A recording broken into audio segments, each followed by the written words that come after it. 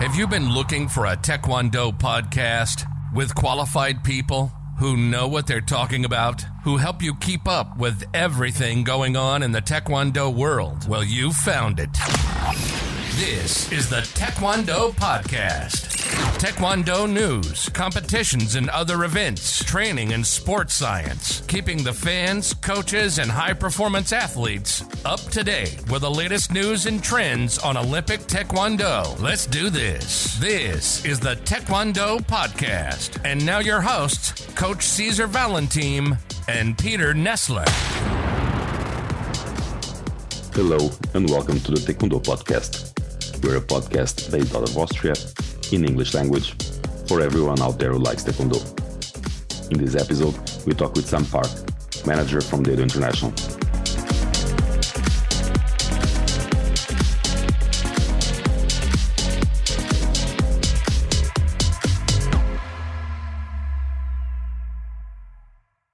Welcome to our podcast. I'm Coach Cesar Valentin. With me is Sam Park. Hi, Sam. How are you? Hello, Cesar. I'm good. I am right now in freezing Korea. We are under 10 degrees centigrade, but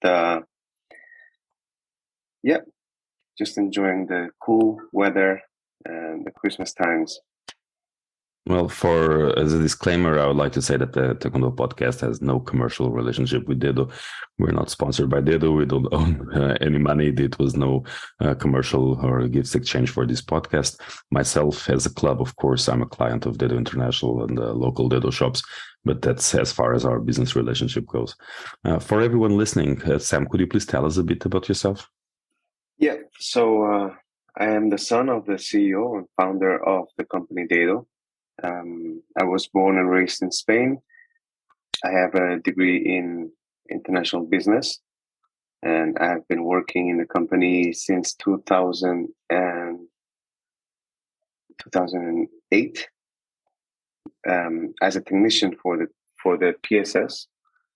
And since 2013, I have been doing more office work and being more on the product development side and the day-to-day management of the company. Well, I would like to thank you for your time to have a conversation with me on this podcast. It's a bit different to have one of our many chats in private and have the entire world listening on it, but I think many people are interested in knowing some more stuff about Daedo. My first tough question is, how do you say the name of your company? Daedo or Daedo? Yes, it seems like it's a global confusion, right? It's actually pronounced Daedo. Daedo is it's actually two words from Korean, which is Dae, like when you say something is great or big, and Do, as you know, it's a path, a way, and basically the name means the great way or the great path. Well, that answers the question pretty well. It's interesting to know that there is actually a philosophical background on the name. I'm from Portugal, so Daedo is from next door, Spain. We have known your company all my life. So can you tell us how the company actually started? Yes, my father, he moved to Spain in 1981. And for a bit more than 2 years, he had been working somewhere else, and he saw like there was an opening in the market for Taekwondo doboks, basically. Most of the Spanish Taekwondo sabonim, they were making orders from Korea, and they had to prepay the whole order and wait for 3 months in order for them to get some doboks to Spain. And he saw the quality; it wasn't that high, and he thought, I could make it myself here in Spain, and I could serve my clients right away instead of them having to wait for 3 or 4 months and being uncertain whether it was going to get to them or not. So in 1983, he brought in some sewing machines from South Korea, and he bought the fabric in Spain, and he started making the most basic dobok with white collar and black collar, and he started selling them locally. At some point, there was a World Championships. I think it's on 1987, where Daedo was one of the sponsors of the event, and that's where the company actually started to grow. And in '92, in the Olympic Games in Barcelona, Daedo was the official supplier of the taekwondo equipment. I remember those days. Yeah, I had yes. One of my early Dobok was actually a special edition Barcelona Daedo Dobok. You had the logo of the games. Yes, and that's where actually the company became a little bit bigger, and I think it's from year 2000 and I forget the dates, but then we became a recognized company for World Taekwondo Federation back then, and after that we just kept growing and expanding to other sports like karate, judo, and some kung fu, etc., etc. Yeah, you guys have a big assortment. Your online shop is pretty big, and you have a wide range of material from beginners to very advanced levels.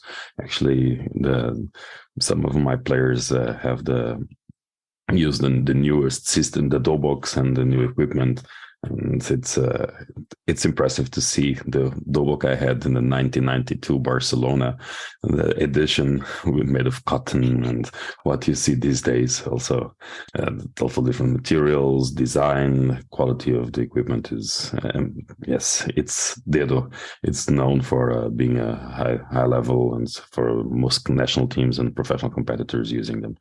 Daedo has also been involved for over a decade with the development of electronic scoring systems, the famous PSS, the protective scoring systems, that electronic and vests and helmets that we see at the Olympics and the international competitions. How did you get involved in that? Well, I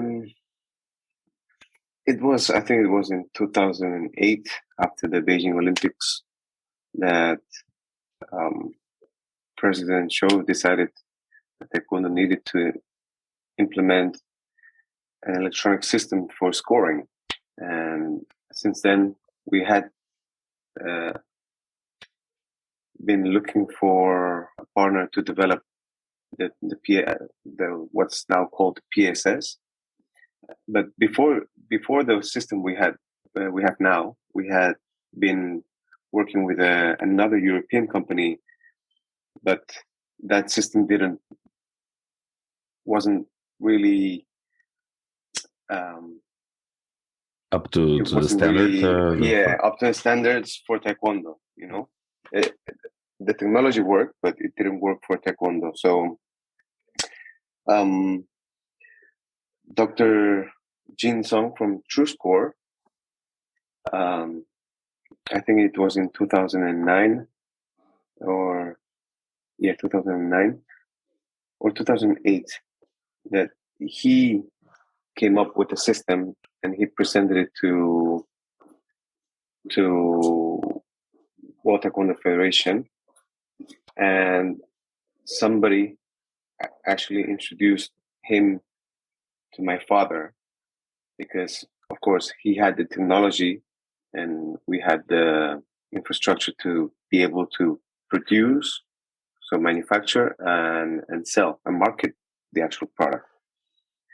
So that's when we signed the partnership, And basically, since then, we have been producing the PSS ourselves, and the development and all the new technologies actually come from the United States, from San Jose. That's I remember having my first Daedo scoring systems in January 2011 when I bought my first ones, the first generation one, and then of course inside generation one you would see different progressions, different smaller generations and different versions, where you would notice that they would have 3 dots, 6 dots, and then you would be able to understand which kind of alliteration of the vests were coming out, and they were getting improved. And then in 2016 we had the generation 2. How is this development done in terms of, I know we're getting very much into technology, but it is what our podcast is all about. The generation 2, there's of course a different set of sensors, but also the software is also being developed, and the software is being developed a lot. The rules changed. You guys have to put up a new software out there, and this year alone, I guess we had a few different versions of the software. I've tried some beta versions, and sometimes the versions that even the stable version that is outside is not the same one used with at the last World Championships. Can you tell us how you guys do it? Who develops then the software, and how do you guys came up with improving the vests so often? So answering to your first question about how we do the whole development of the actual hardware.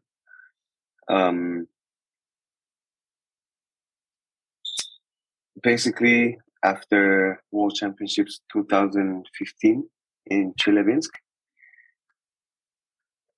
of course, always under high criticism, we got a letter from World Taekwondo saying that we needed to change a few things from our system. So basically, back then, they said it was too easy to score. And that we needed to improve some certain points. So yeah, I remember at that time it was the monkey kicks and the scratches were yeah, the monkey kicks and everything. Which, honestly, personally, I think that could have been stopped by changing the rules instead of us, having to adapt the system to try to avoid those kind of kicks. But back then it was all about the PSS. All the pressure was on us. So we had to come up with a new system for the GP final. The GP final by the end of 2015, I think it was, in Mexico. So we only had about 3 months. We made maybe more than 100 samples, and we came up with the Hogu, so an electronic vest, that actually reduced the number of kicks scored by just tapping on the PSS. So the kicks have to be harder, and you have to really put in your weight into the kick so it would actually score. And also we had developed new hardware in the electronic side, so new transmitters, new receivers, etc. And with that, we went to the GP final in Mexico, and it was actually the first time we were using it in a big event. But since it was an improvement, people had to adapt, but not many people are complaining about it because they saw that we were making an effort to improve and to make the sport better by making the technology being used in the sport better. So usually that's how we go on with the development. We make the samples, we test, we make the samples again, we test. So we make around maybe 150, 200 samples every time there is a new development. And we like to test it on the field. We test it in the lab, we test it on the field, and we make sure that it's a reliable system before we start mass producing and making it a marketable product. On the other side, we have the software. As you were asking, the software, how we develop it is basically World Taekwondo, the IT department. They give us some software specifications and how we have to change the functioning of the software. And with that, we work on it. And once we have the software ready, we test it and we look for any bugs, and we go back and fix those bugs. And then when we have something that's actually kind of working, and if we're in a rush to use it in a big championship or in a Grand Prix World Championship, as long as those bugs are not really a big problem, right? In the competition, we just go with it. If it's a big bug, then we tell our developer to make those changes as fast as possible, and then we usually we come up with a workable version by the time we need to use it. You've mentioned that the rules need to change to adapt to the PSS, but most of the complaints we had even here at this podcast is that we think that technology should be adapted to the rules that WT puts outside. And then we've seen many times the rules fixing flaws in the systems. For example, every system out there has an issue with the face kicks because, of course, there's no sensors in the face. We have problems that the headshots are many times not scored, and we changed the rules this time. We changed them pretty well this year in 2022, and this is the last podcast of 2022 that coaches can ask for the video replay again to the headshots. Do you think that if the PSS, your brand and the competitors would be, and of course they will be better with the rules revert? Well, one of the aftermaths of a coach being able to ask for a video replay when there's a kick that looks like a head kick and it didn't score, is that the referees, the video jury on the screen might think that there was a contact, right? Mm-hmm. There was a contact from the foot protector to the headgear, but there was no point. They think, well, it actually looks like it's touching. They look for another angle you can't really see. They look for another angle you can't really see, so they accept it, right? Mm-hmm. So the aftermath is that it looks like the head PSS, so the head guard, is not working, because every time a coach asks for an unclear head point, right? If the video jury doesn't see it very clearly and thinks and assumes there was an impact, they will give the point. Yeah, most of the times we know that it's even the foot touching the head, it didn't touch with the sensor part of the sensor feet. So as you know, the feet has some socks with some sensors, but there's not everywhere in the foot that the sensors are attached to, and sometimes you hit with a part of the foot that doesn't have sensors. So we do understand that in those cases, it's the point doesn't come up.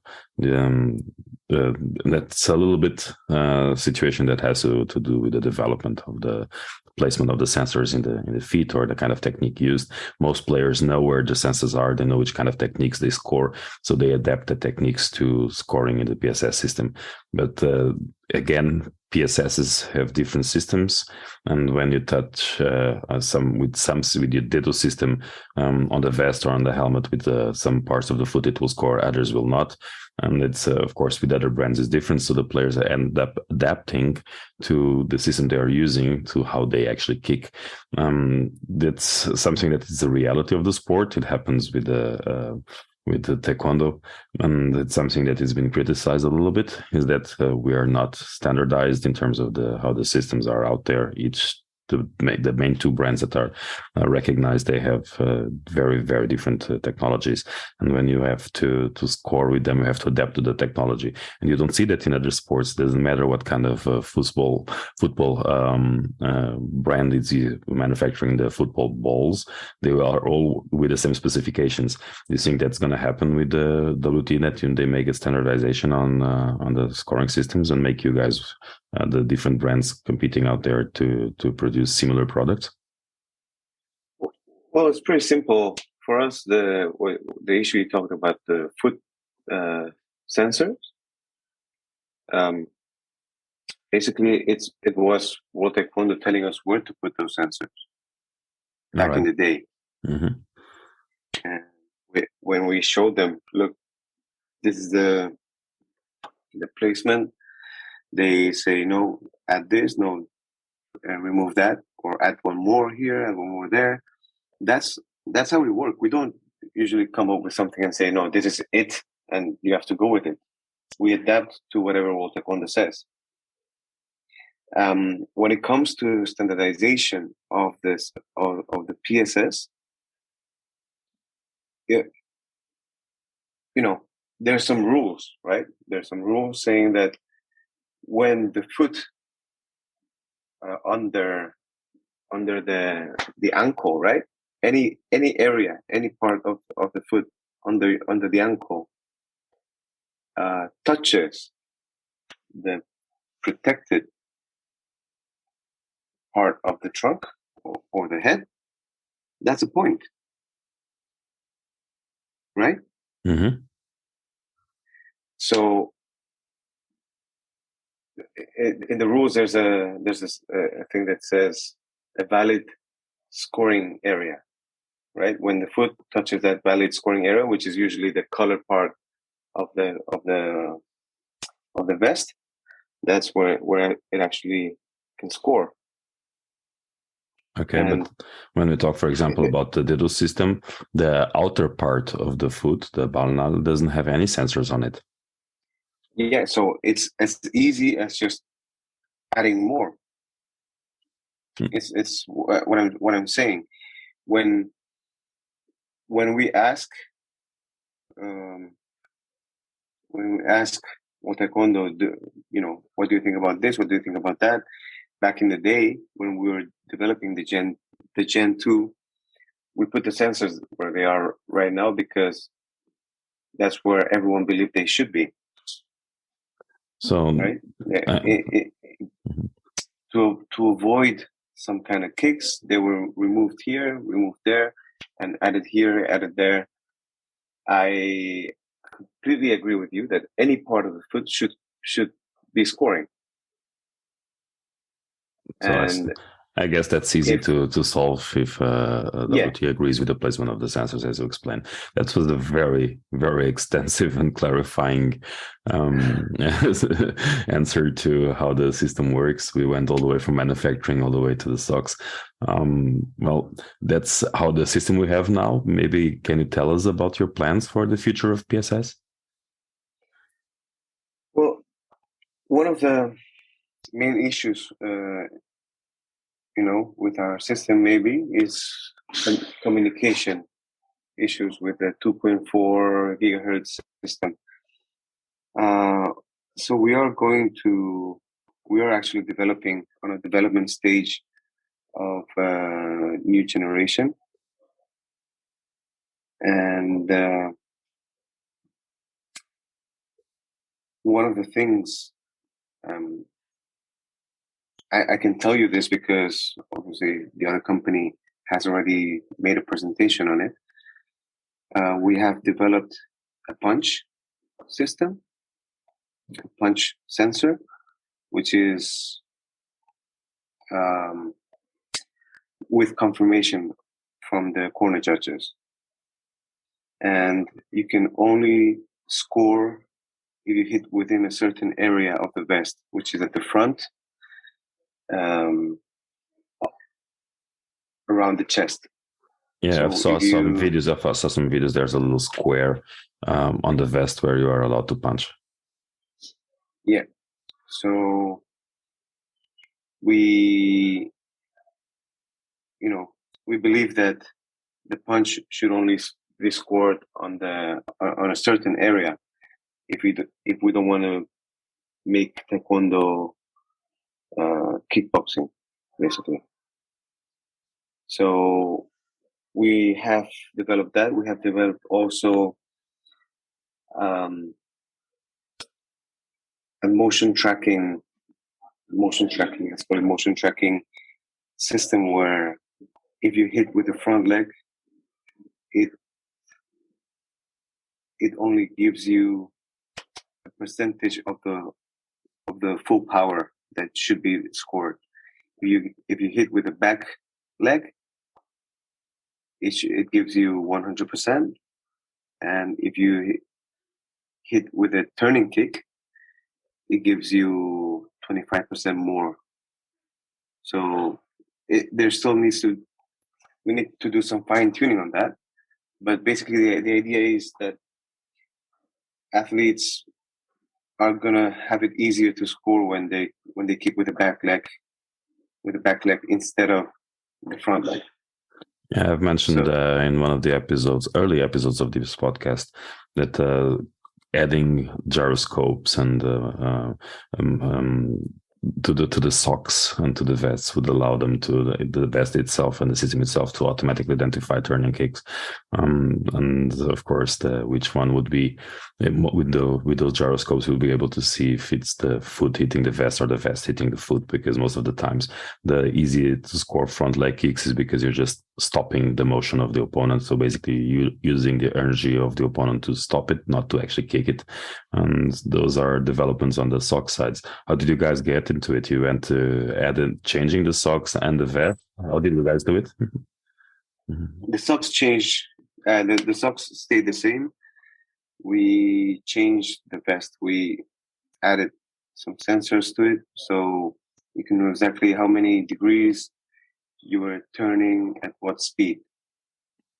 We have to stop for a little bit, and I have to answer the door. Someone is ringing. Okay.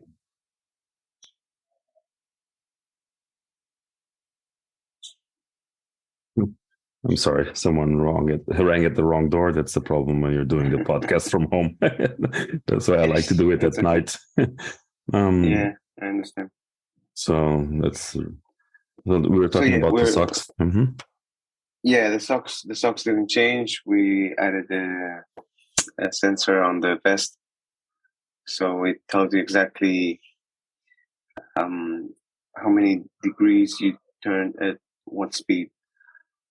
And obviously you can change the parameters. You can say you can allow it to detect the turn with a smaller velocity, or you have only detect the turn when it's going at a certain speed. And that's the part where it needs a little bit of fine tuning. But I think we need to do like a field test and everything to make sure that what we've developed is made for Taekwondo and not Taekwondo adapting always to our technology. those are very big improvements. We see a big step up in Generation 3 compared to Generations 1 and 2. What about the helmets? The helmet, I'm going to be honest with you, okay? When you do the test in a lab, with a foot protector on your hand, as long as a foot protector can have more sensors on it, then the helmet will work almost 100%.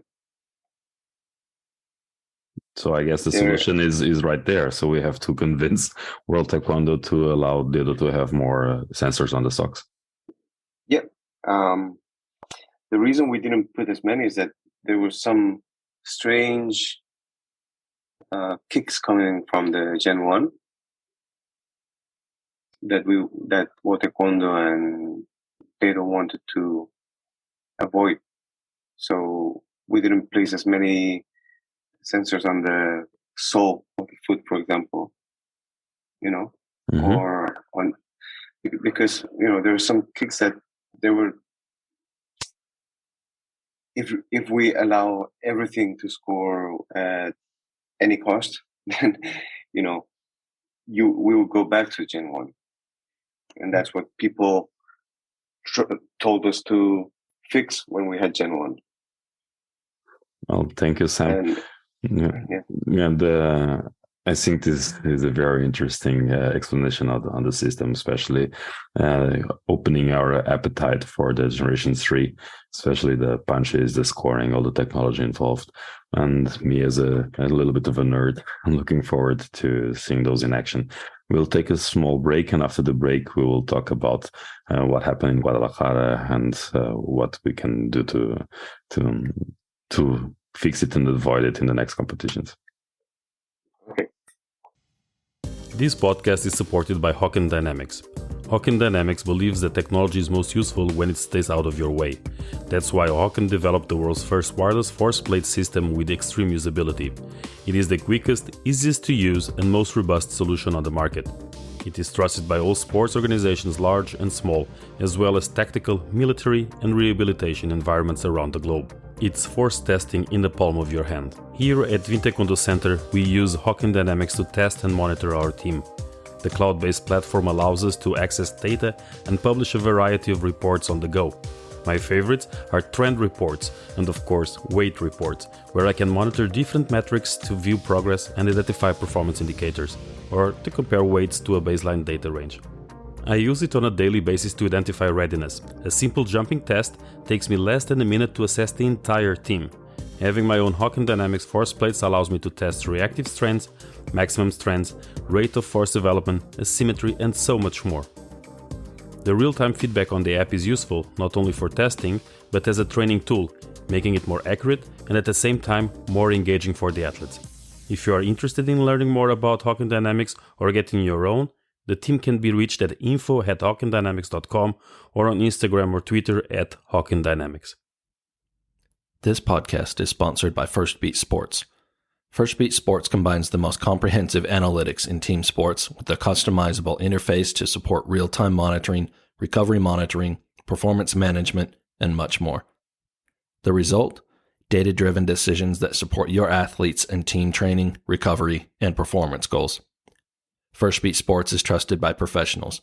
Over 23,000 athletes representing over 1,000 teams around the world rely on the solution to train and plan with confidence on a team and individual level using HRV-based insights. For more information, please visit our website, firstbeat.com/sports. You're listening to the Taekwondo Podcast. Now back to your hosts, Coach Cesar Valentim and Peter Nessler. So welcome back. Here we are with Sam Park from Daedo International, and we've been talking about the PSS systems. And in the last two episodes, we've actually mentioned a lot of the issues with the World Championships and your scoring system that was really, really mentioned a few times. Can you share that? What were the issues you guys faced in Guadalajara? Okay, so there is an actual report on the issues we had, redacted by World Taekwondo. Okay, so I'm not going to read the whole report to you because it's confidential, but I'm going to go through the points where we actually can explain more or less what happened. So, first of all, I'd like to apologize to any teams or athletes who were affected by the problems we had and didn't solve within a reasonable time. We are sorry. We're really sorry. We apologize. We deeply apologize, and we take any responsibility of what really happened to the system, and we take our job very seriously. We take the matches and the whole competitions really, really, really seriously, and because it's our job, we have to do our best so that the sport survives. It's good for us. It's good for everybody. So again, really sorry for what happened. If there are any teams that were really affected by it, I would like to apologize to them. So going through the actual report, okay, one of the things that we have to mention is that the system had been tested for two days before, 2 or 3 days before the competition, before the actual competition actually started, and they were working correctly. There was no problem with the communications. Obviously, the venue was empty. There was nobody there. There was no audience. There was nothing. So during the preparation days, we faced absolutely no issues. So I can confidently say that there was nothing within the venue from the beginning that could affect our system. People say, could it be the humidity from the pool? Could it be there was an antenna nearby? There was nothing. Literally, on the preparation days and on the site test, when I went to Mexico 3 weeks before the World Championships, there was nothing. We tested everything, and it was working almost perfectly. Also, every day our staff was testing the vests and the headgear to make sure that there was no broken equipment entering the field of play. So every day they were hitting and testing every single piece of equipment and making sure that nothing was broken. And if it was broken, it was fixed. And if it couldn't be fixed, it was put away. That's how we worked during the whole week of the World Championships. The competition issues, okay?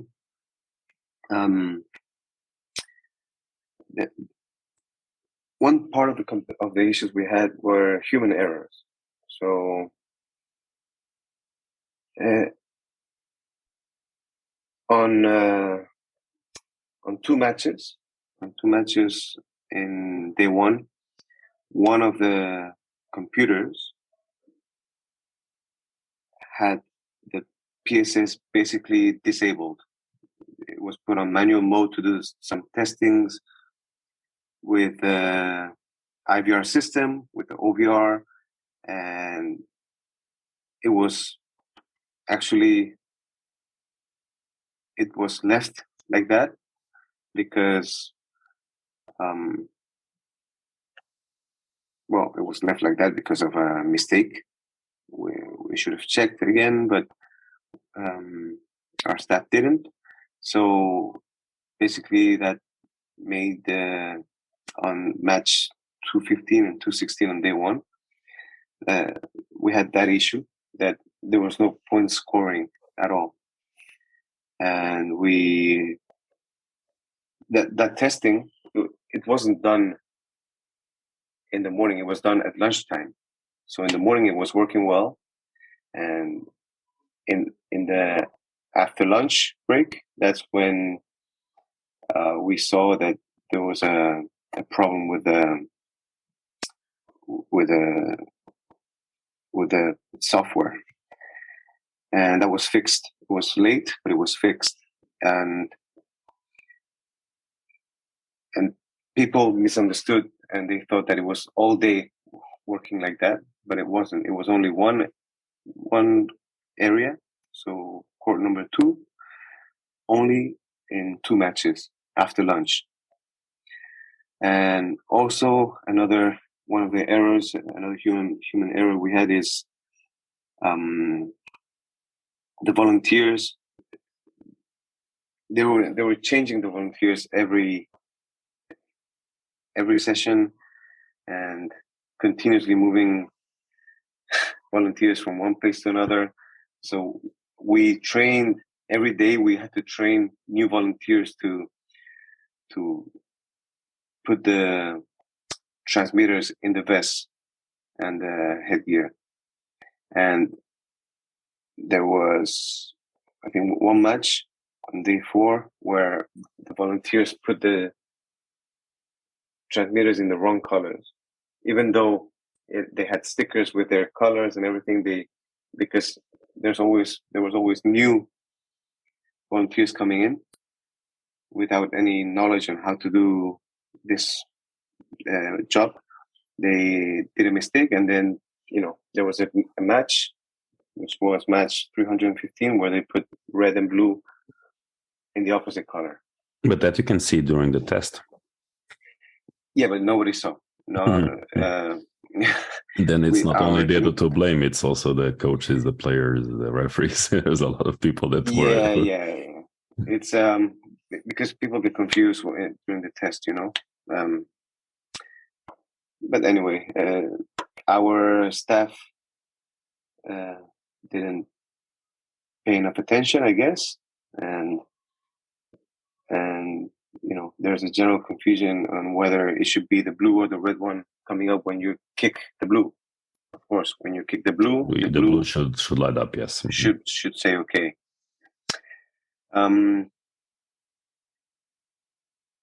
Then we had some system errors. Okay, I'm gonna be really, really frank about what happened with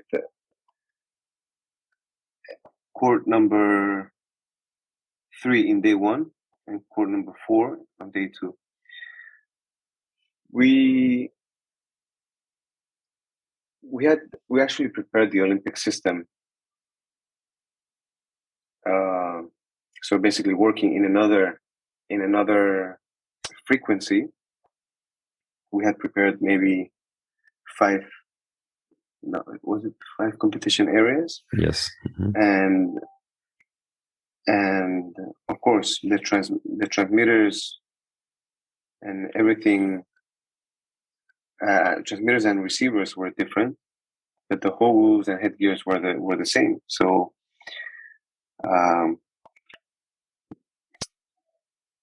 when we were using it on as a test, we were hitting the headgear. It was working well. There is a 0.5 second delay, just like in Tokyo Olympic and Paralympic Games. There is a 0.5 second delay on the headgear, which is something we're working on. But there was a problem in the coding of the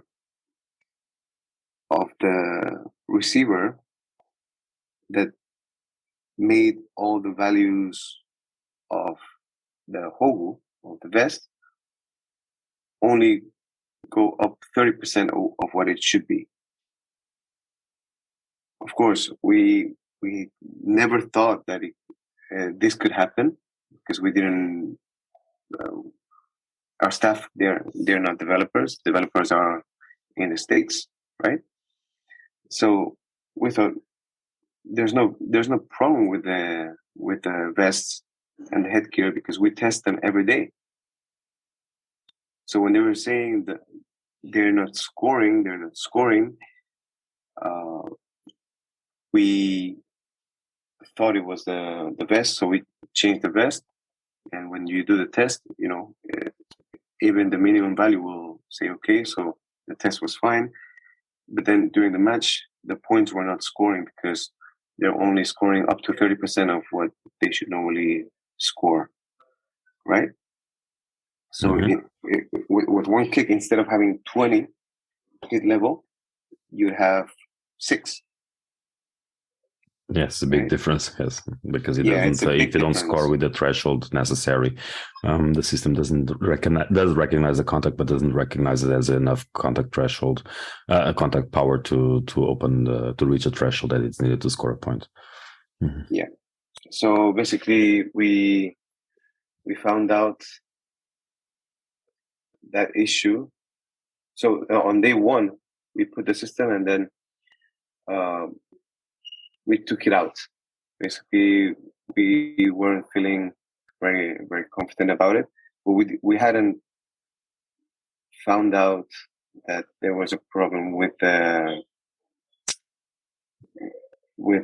heat level because we didn't do as many matches for us to realize, and it wasn't a problem that we were aware of because we thought if we're testing the vest every day before we send them out to the organization, then why would there be a problem with the vest, with the sensitivity of the vest, right? Mm-hmm. So it was a new problem for us. It was an unknown issue. And on day 3, on day 2, that's when we found out that the Olympic system was not giving the right heat level for the body protector, the vest. So we took it out, and on day 3, we actually solved the issue during the day. And after we solved it, we started implementing one area and then expanding to 4 areas. The reason why we worked so hard to put the Olympic system and not the usual 2.4 gigahertz system is that from day 1, we're having not many issues, but we're having some issues with connectivity. And I was feeling really nervous on the wireless communication performance of the 2.4. On day 2, we started to really have issues with connectivity. And on day 3 as well, that's when we really pushed to use the Olympic system. And that's the day we actually fixed it, and we could implement it on day 4. On the actual report of World Taekwondo, after checking all the videos of all the matches, you can see we had some issues, but our response to those issues are usually pretty fast. Okay, so you can actually see which match had which problem, right? And there's not a big list of matches that had problems, if you know what I mean. Yes, I was there, and I saw your staff always next to the cords, fixing every connectivity issues immediately, replacing equipment when necessary. You guys were right on top of it. Yeah. So the issue we're having with the 2.4 gigahertz was we were when we turned off our equipment, we could still see a strong signal on the channel we were using. So you understand that you think that's manipulation, external manipulation? Well, I really have no proof. Okay, it's a way to explain it, but I wouldn't put my hand on the fire because I have no proof. I can see there's a signal in a place where there should be no signals, and because of the number of Wi-Fi networks and personal hotspots from all the teams and everything, is the only channel we can use, which was empty, right? So during the preparation days, it was empty, and from day 1 to day 7, you could still see the signal, even when we turned off our equipment. You know, and we usually don't find these kind of signals in championships. So I know some teams took their own PSSs with them for practice. Could that be the issue? No, but they were quite far. The ones that they had their own PSS, they were maybe on the warm up area, right? Okay, that's even outside of the venue. Yeah. Yeah, so that could never be an issue. But you know, it was something that we couldn't explain because we couldn't go through everybody's bags, or I understand that our system should be working even if there's something, and that's what we're working on. We know our vulnerabilities, but also it's not understandable that we had that strange signal from not even from day -1. It's from day 1 to day 7. So even if it wasn't someone trying to manipulate our system, there was something which was causing interferences in areas 4 and 5. And Okay. and that's what led us to push to use the Olympic system, because it's much harder to interfere with in a frequency when you don't have the same equipment, right? So yeah, that was one of the biggest issues we've had. There's as I told you, there's a list of matches that had these problems, but it's not a big list. Maybe it's 4 or 5 matches in total. The big issue is that we lost the trust of all the coaches. And between the coaches, anything that they saw and didn't like, they said, it's a system's fault. We shouldn't be using a system that's failing, blah, blah, blah. I just want to remind people that we have been Olympic for the last 10 years.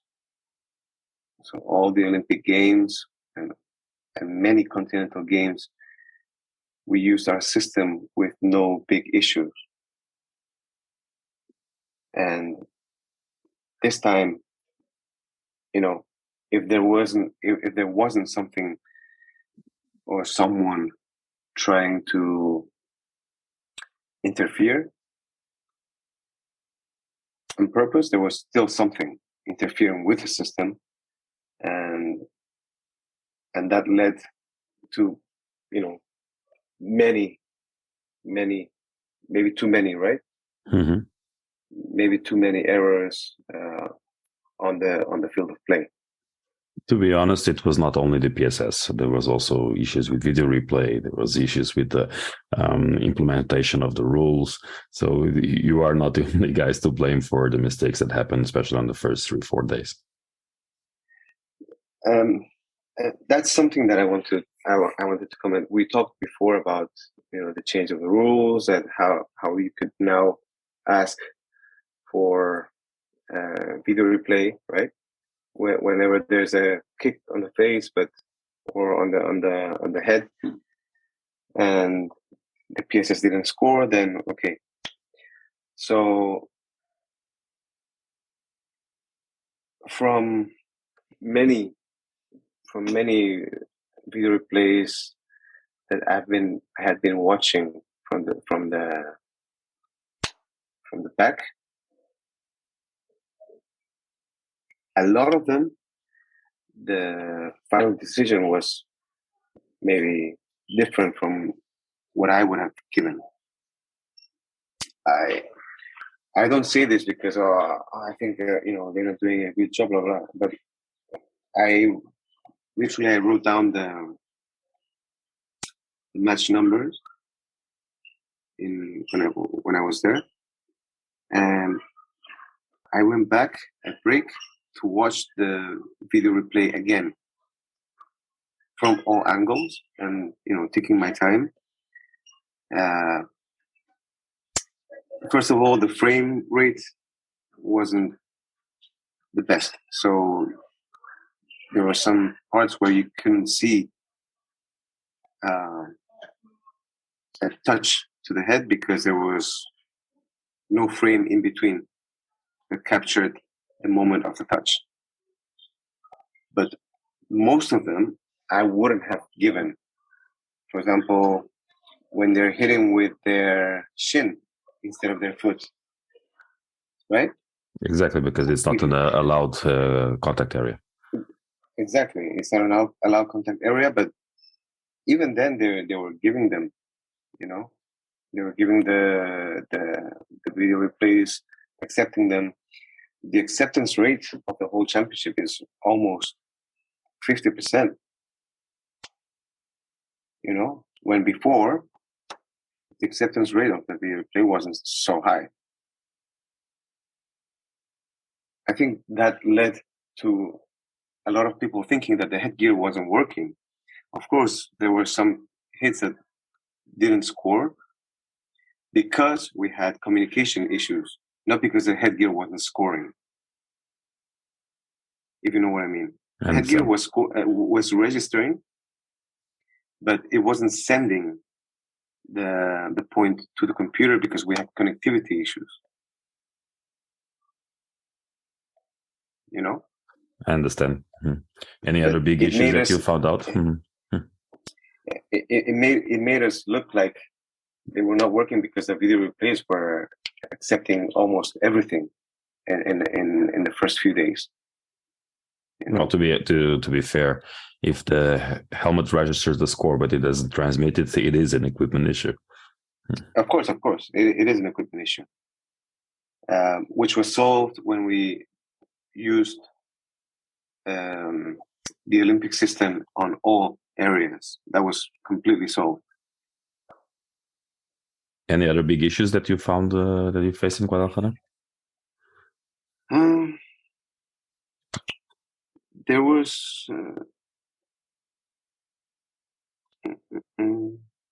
maybe two.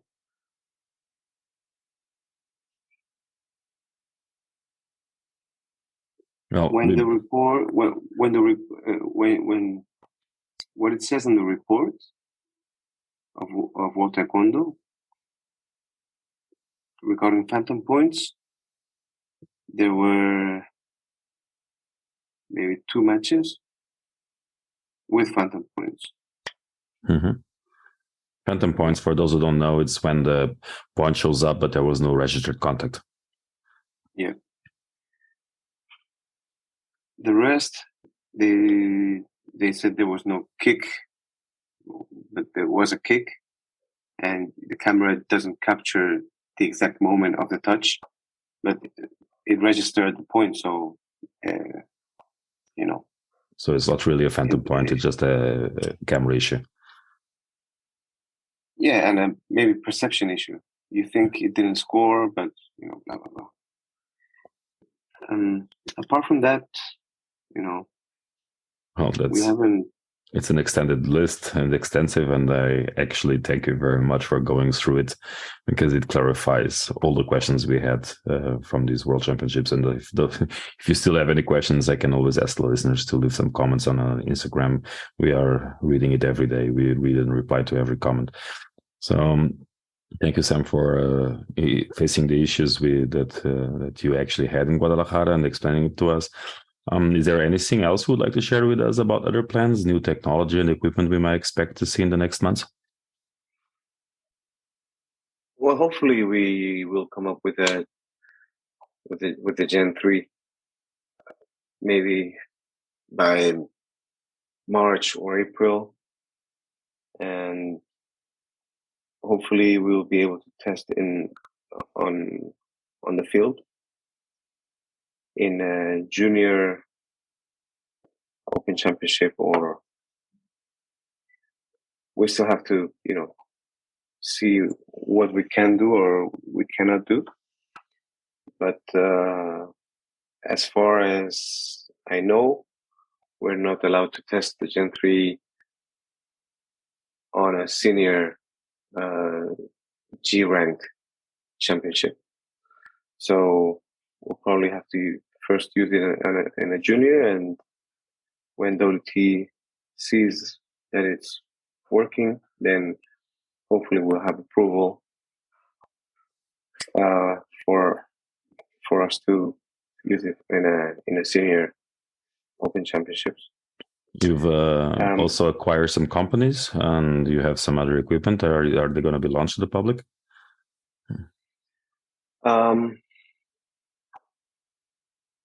We found a partner to do IVR with IP cameras. So a relatively cheap IVR system with 120 frames per second, and with a software especially made for Taekwondo IVR. For those who don't know, the normal frame rate for television will be between 25 and 30 frames per second, and cell phones will be around 60 frames per second. So having a 120 frames per second is a very high resolution in terms of the speed of the image captured and the quality of the image. Yep. Mm-hmm. Yep. So we'll have a relatively cheap, maybe under for 2 cameras, maybe under 4,000 euros. I say relatively cheap because other IVR systems that are specifically made for Taekwondo, they require, buying the software, which is a license, and then buying the cameras, and all the cameras. In the end, they end up costing around 6,000 to 8,000 in total, including the system. But we'll have everything, almost a plug and play system that will be connected to our TK Strike software to be able to see and tag all the points and the round times and everything on the IVR video replay screen. That's a very interesting technical solution. And will you also consider using it for integration with other softwares? For example, I use athlete monitoring systems that also do video analysis. Will you have the options to export the tagging or the time codes and all these things directly? Yeah, that's as long as we get a formal request, we can have a look at it and develop anything to meet the needs of our customers, of course. That's a very interesting development, especially with the integration with the TK Strike. Any other new technology you expect to see? Maybe not within the next few months, but we are also working on OVR. OVR is the on-venue results management system. Basically, it's the tournament management systems, the software registration, management of a match list, and publication of results. Yeah.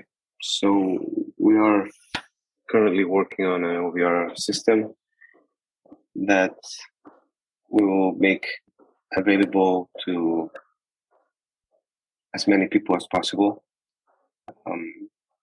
We will make it affordable and we'll make it easy to use. So organizers can have access to an OVR system that actually works and is easy to work with, basically. Yeah. So new generation 3 vests, video replay systems, venue management systems. I think Daedo comes up with a one-stop shop for organizing tournaments. That is something we're looking forward to. Thank you, Sam. It was a pleasure being here with you and with everyone who is listening. This was the Taekwondo Podcast. If you haven't already, listen to our other episodes that are available wherever you listen to your podcasts. We are releasing new episodes every Tuesday. Stay tuned, subscribe to the podcast, leave us a positive review, and share it to your friends. See you next year. See you next time. You've been listening to the Taekwondo Podcast, keeping the fans, coaches, and high-performance athletes up to date with the latest news and trends on Olympic Taekwondo. Your host, Coach Cesar Valentin, has almost 20 years of experience with high-performance Taekwondo and has worked all around the world as a Taekwondo trainer. Peter Nessler has been teaching Taekwondo for more than 20 years, and he's currently one of the top referees in Europe. We hope you enjoyed the show. Make sure to like, rate, and review, and we'll be back soon. But in the meantime, find us on Instagram at Taekwondo Podcast, on Facebook at Taekwondo Cast, and the website taekwondopodcast.com. See you next time.